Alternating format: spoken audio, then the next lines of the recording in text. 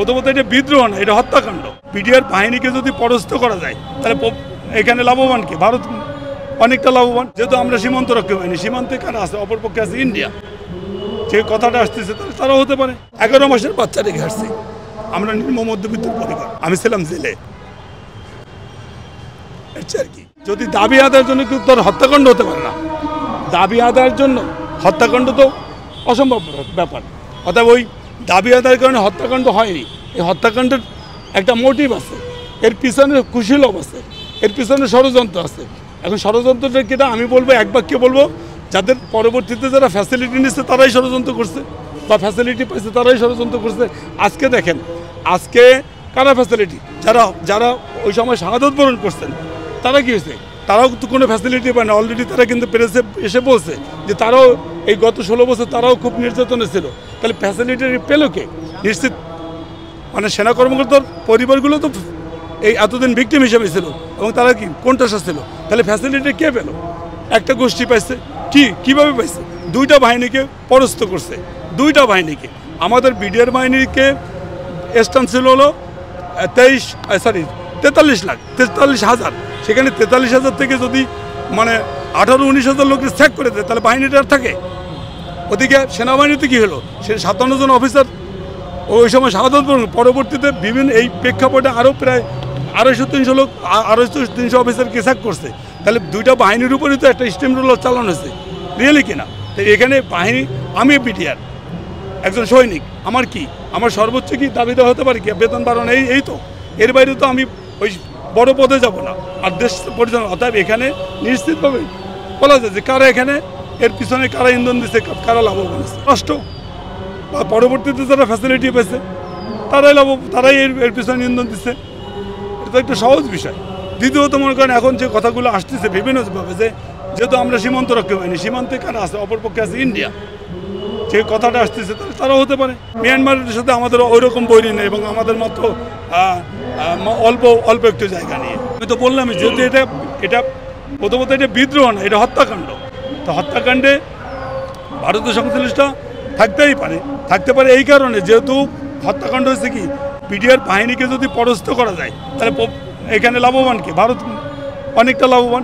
সেই দৃষ্টিতে কেউ বলতেছে ভারত আছে, কিন্তু আসলে তো এটা অ্যাকচুয়ালি যদি বের করতে হবে, মানে জাতীয় এবং আন্তর্জাতিক তদন্তে বলতে পারবে আসলে ভারত আছে কিনা। ইন্ডিভিজুয়ালি আমি ডিরেক্টলি তো বলতে পারি না যে ভারত আছে বা শেখ হাসিনা আছে। এটা তদন্ত ছাড়া তো, কারণ আমি তো তদন্ত না, আমি একজন ভিকটিম থেকে আমি হয়েছি কি আসামি। তাহলে আমার কাছ থেকে যদি যে এটার সাথে এটা, যেমন রায়ে বলা হয়েছে কি একটা তদন্ত কমিশন গঠন করে মূল বিষয়টা, আসলে সেটা কি পরবর্তীতে করা হয়নি। কেন করেনি? মহামান্য সুপ্রিম কোর্ট বলছে কি যে তদন্ত কমিশন 3 সদস্য বিশিষ্ট একটা বিচার বিভাগ তদন্ত কমিশন গঠন করে এই বিষয়টাকে উদ্ঘাটন করা, সেটা বলছে আজকে থেকে আরও 8 বছর আগে। তাহলে সেইটা মহামান্য হাইকোর্টের সুপ্রিম কোর্টের কথা মানলো না কেন? এই প্রশ্ন আসতে পারে না?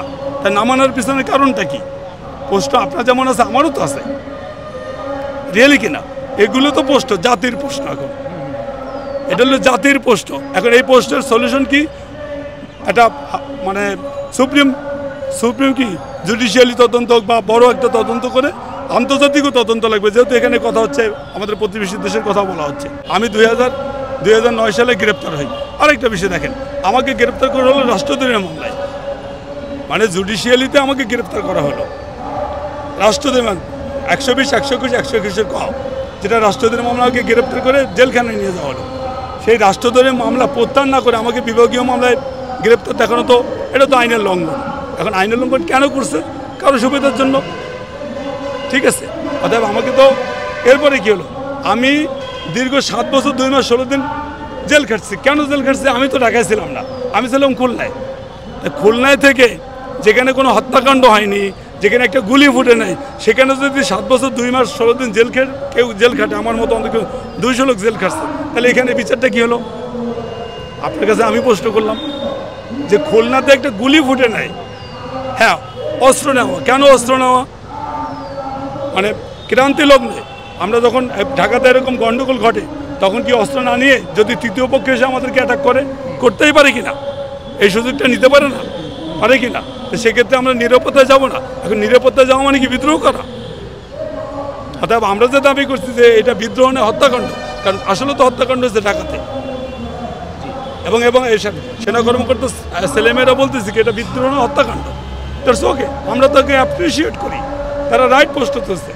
বিদ্রোহ হলে তো এভাবে হয় না, বিদ্রোহ হলে এভাবে হয় না।